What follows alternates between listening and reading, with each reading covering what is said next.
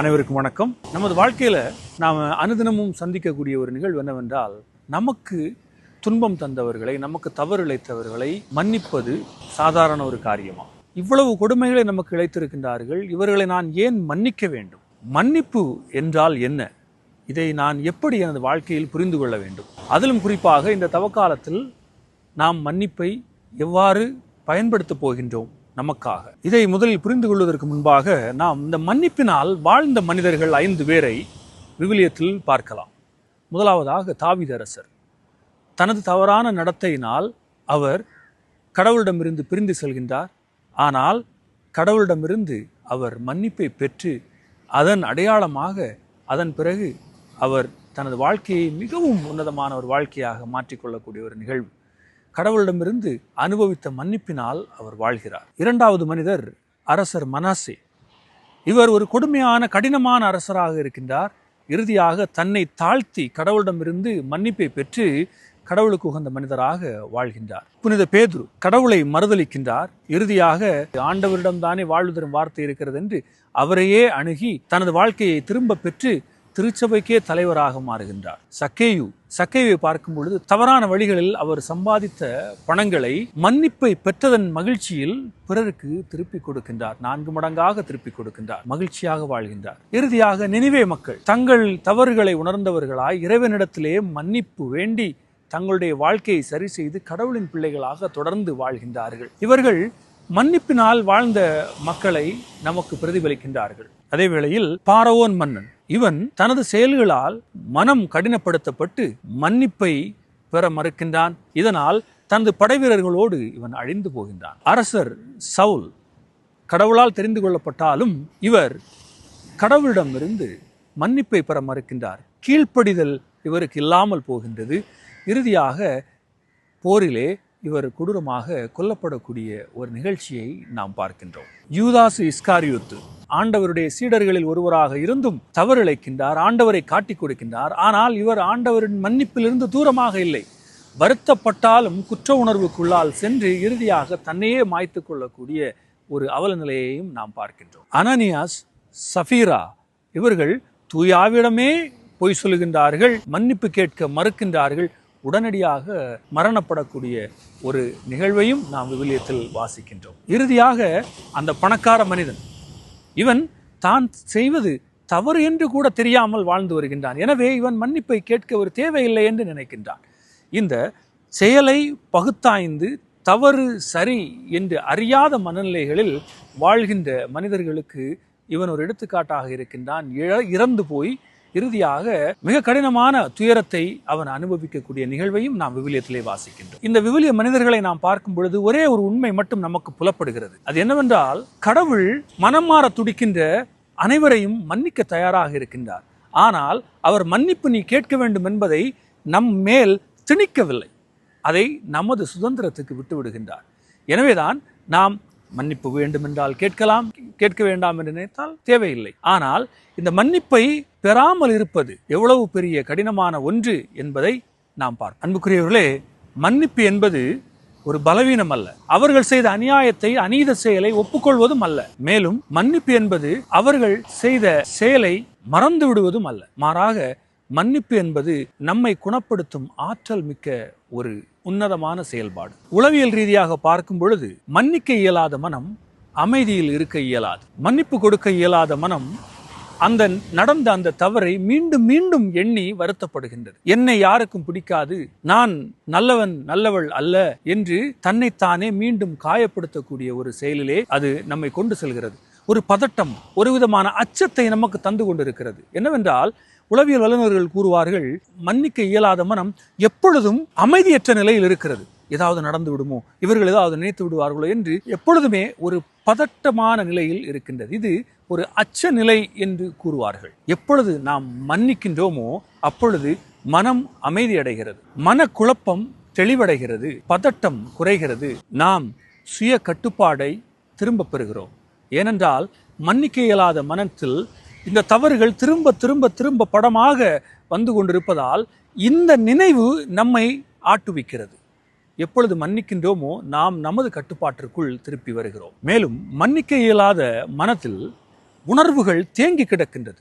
கோபம், அச்சம், குற்ற உணர்வு, நாம் நமக்குள் அடக்கி வைத்திருக்கின்ற சோகம், இவை அனைத்தும் மன்னிக்க இயலாத மனங்களில் இருக்கின்றது. இதனால் மன அழுத்தம், மனச்சோர்வு, இவற்றின் விளைவாக உடல் நோய்கள் நமக்கு துவங்குகின்றது. நம்ம பலரில் கழுத்து வலி, இடுப்பு வலி, கைவலி, முதுகுவலி என்று சொல்வது ஒரு காரணம் மன்னிக்க இயலாமை. இங்கு நாம் மன்னிக்கும் பொழுது மன அமைதி வருகிறது, கோபம் முழுவதுமாக வெளியேறுகிறது, சுய கட்டுப்பாடு திரும்ப கிடைக்கின்றது, நம்மை நாமே ஏற்றுக்கொள்ளக்கூடிய ஒரு மனநிலை நமக்கு உருவாகிறது. மேலும் அன்புக்குரியவர்களே, மன்னிப்பு என்பது போராட்ட நிலையில் உடலை வைத்திருக்காமல் உடலின் நோய் எதிர்ப்பு தன்மையை அதிகரிக்கின்றது. இதனால் நாம் தெளிவான மனிதர்களாக மாறுகின்றோம். அன்புக்குரியவர்களே, இந்த தவக்காலத்தில் மன்னிப்பு என்பது ஒரு மிக முக்கியமான ஒன்று. ஏனென்றால் உடலை ஒருத்து நாம் கடவுளுக்காக நோன்பு இருக்கின்றோம். இந்த காலத்தில் இந்த மன்னிக்க இயலாத மனநிலை என்பது நம்மை அதற்கு தயார்படுத்தாது. மாறாக நாம் ஒரு வகை பதட்ட நிலையிலேயே இருப்போம். உடல் அமைதியாக இருக்கும், ஆனால் மனம் அமைதியாய் உடலை இருக்க விடாது. எனவே மன்னிப்பு என்பது இந்த தவக்காலத்தின் மிக முக்கியமான ஒரு அம்சமாக இருக்கின்றது. மன்னிப்பு என்பது நமது அதிகாரத்தை நமக்கு மீட்டு தருகிறது. காரணம், யாரோ ஒருவர் செய்த செயல் நம்மை ஒவ்வொரு நாளும் ஒரு பாவையை போல் ஆட்டுவிக்கிறது. கோபம், மகிழ்ச்சியற்ற தன்மை, நிம்மதியாக இருக்க முடியாது. இந்த உணர்வினால், அந்த மனிதருடைய செயலினால் நாம் ஆட்டுவிக்கப்படுகிறோம். நமக்கு அதிகாரம் இல்லாமல் போய்விடுகிறது. மன்னிப்பு என்பது நமது அதிகாரத்தை மீட்டெடுக்கிறது. இந்த மனிதரை தூக்கி வெளியில் போடுகின்றோம், இந்த சூழலை தூக்கி களைந்து விடுகிறோம். இப்பொழுது மனம் அமைதி அடைகிறது. நாம் சுய கட்டுப்பாட்டிற்குள் நமது அதிகாரத்தை மீண்டும் பெற்றெடுக்கின்றோம். மன்னிப்பு என்பது நாம் இவர்களால் பாதிக்கப்பட்டோம் என்ற அடிமை மனநிலையிலிருந்து சுதந்திரமாக வெளியில் வந்து நடக்கின்ற ஒரு செயலாகும். அன்புக்குரியவர்களே, இன்னும் ஒரு மிக முக்கியமான உண்மை நாம் புரிந்து கொள்ள வேண்டும். இது கடினமான உண்மை, ஆனால் நிச்சயமாக நாம் ஏற்றுக்கொள்ள வேண்டிய ஒரு உண்மை. அது என்னவென்றால், சில நேரங்களில் பிறரை மன்னிப்பது கூட நமக்கு இயன்ற ஒரு காரியமாகிறது. ஆனால் நம்மை நாம் மன்னிப்பது மிக கடினமான ஒன்றாக இருக்கிறது. ஏன் கோபப்படுகிறோம், எதற்கு வேதனைப்படுகிறோம் என்றால், நம்மை நாம் மன்னிக்க இயலவில்லை. இது நம்மை மிகவும் மன அழுத்தத்திற்கு உட்படுத்தி விடுகிறது. நம்மை நாமே தண்டிக்கின்ற ஒரு வாழ்க்கையை நாம் நமக்கு அமைத்து விடுகிறோம். பாவ உணர்ச்சி அதிகமாக, குற்ற உணர்ச்சி அதிகமாக மேலோங்கி நமது நிம்மதியை நாம் இழந்து விடுகின்றோம். எனவே மன்னிப்பு நம்மிலும் இருக்கின்றது. நம்மை நாமே மன்னித்துக் கொள்ள வேண்டும். முதலில் நாம் தவறை ஒத்துக்கொள்ள வேண்டும். இரண்டாவது, அதற்கான பொறுப்பெடுக்க வேண்டும். மூன்றாவது, அதை திருந்துவதற்கான வழி உண்டு, கடவுள் நம்மை மன்னிப்பார் என்பதை நாம் ஏற்றுக்கொள்ள வேண்டும். நான்காவது, அதற்கான பரிகார செயல் என்னவோ அதை செய்யும் பொழுது நாம் முழுமையாக நமது கட்டுப்பாட்டில் வருகிறோம். கடவுளுடைய அருளில் நாம் நிலைத்து நிற்க உதவுகின்றோம். அடுத்ததாக நாம் தெரிந்து கொள்ள வேண்டியது, இந்த மன்னிப்பில் யாரால் மன்னிக்க இயலாது. அன்புக்குரியவர்களே, மனித இதயங்கள் ஒருபோதும் மன்னிக்க முழுவதும் இயலாத நிலைக்கு செல்வதில்லை. ஆனால் சில வேளைகளில் சூழ்நிலைகளின் காரணமாக, நமக்கு ஏற்பட்ட வலிகளின் காரணமாக இதயம் மூடிக்கொள்கிறது. மன்னிக்கும் தன்மையை அது இழந்து விடவில்லை, மாறாக இதயம் மூடிக்கொள்கிறது. எதற்கு இன்னும் நான் காயப்பட வேண்டும் என்று நாம் நமது இதயத்தை கொஞ்சம் கொஞ்சமாக மூடிவிடுகின்றோம். ஏன் இந்த இதயம் மூடிக்கொள்கிறது? முதலாவதாக, நமக்கு ஏற்பட்ட பெருத்த அவமானம், பெருத்த வலி, அதிகமான பாரம், இவை அனைத்தும் நம்மை அழுத்தி மீண்டும் இப்படி ஒரு வலி வேண்டாம் என்று நம்மை மெதுமெதுவாக மூடிக்கொள்கின்றோம். இரண்டாவது, முழுமையான மன்னிப்பை அனுபவிக்காதவர்கள். தங்களது வாழ்க்கையில் மன்னிப்பு என்பதை இவர்கள் கண்டிப்பு இல்லாமல் முழுமையாக அனுபவித்தவர்கள் அல்ல. இப்படிப்பட்ட மனிதர்களும் முழுமையான மன்னிப்பை வழங்க இயலாது. ஏனென்றால் அவர்களுக்கு தெரியாது மன்னிப்பு எப்படி இருக்கும், மன்னிப்புக்கு நமக்கு கிடைக்கும் பொழுது எவ்வளவு மகிழ்ச்சி இருக்கும், எவ்வளவு மாற்றம் இருக்கும், எவ்வளவு உன்னதமான ஒரு மனநிலை நாம் பெற்றுக்கொள்கிறோம் என்பது அவர்களுக்கு தெரியாது. பொதுவாக சொல்வார்கள், சட்டியில் இருந்தால்தான் அகப்பையில் வரும். மன்னிப்பை அனுபவிக்காத மனிதர்கள் மன்னிப்பை கொடுக்க இயலாது. இறுதியாக, மன்னிப்பை தவறாக புரிந்து கொண்ட மனிதர்களும் மன்னிக்க இயலாது.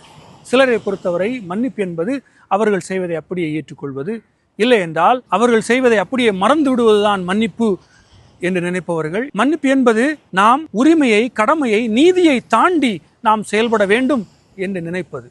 அது தவறு. இது அல்ல மன்னிப்பு. மன்னிப்பு என்பது கடவுள் நம்மை மன்னிக்கின்றார், இது அவ்வளவு உன்னதமான ஒரு நிலை. இதை நான் பிறருக்கு கொடுக்கின்றேன். அவர்களும் கடவுளின் பிள்ளைகள், அவர்களும் வாழ வேண்டும், அவர்களும் ஒரு வாய்ப்பு கொடுக்கப்பட வேண்டும் என்று நாம் எண்ணி அதை அவர்களுக்கு தானமாக கொடுப்பது. ஆனால் நமக்கு இந்த மன்னிப்பு கிடைக்கவில்லை என்றால் எங்கிருந்து கொடுப்பது? ஆக இறை அன்புக்குரியவர்களே, இந்த தவக்காலத்தில் மன்னிப்பு என்பது அருள் நம் வந்து சேருகின்ற ஒரு ஓடை. இந்த அருள் நம்மிடம் வந்து பிறரோடு பகிர்ந்து கொள்ளப்படுகிறது. எப்பொழுது நாம் மன்னிக்க தயாராக இல்லையோ, இந்த அருள் நம்மிலே தங்காது, நம்மிலே வந்து சேராது. ஏனென்றால் இது ஒரு வாயில். இந்த மன்னிப்பு என்கிற வாயிலின் வழியாகத்தான் இறைவனுடைய அருள் நமக்கு வந்து சேரும். நம்மிடம் இறைவனுடைய அருள் வந்து சேர்ந்தால்தான் நாம் பிறருக்கும் அதை வழங்க முடியும். அன்புக்குரியவர்களே, எனவே இந்த நாளில் அதிகமாக நமது மனநிலைகளை ஆய்ந்து பார்ப்போம். எனக்கு ஏன் மன்னிக்க இயலவில்லை என்று பார்ப்போம். நமது பலவீனங்களை கடவுளின் கையில் ஒப்படைப்போம். மன்னிப்பதற்கான சக்தியை கேட்போம்.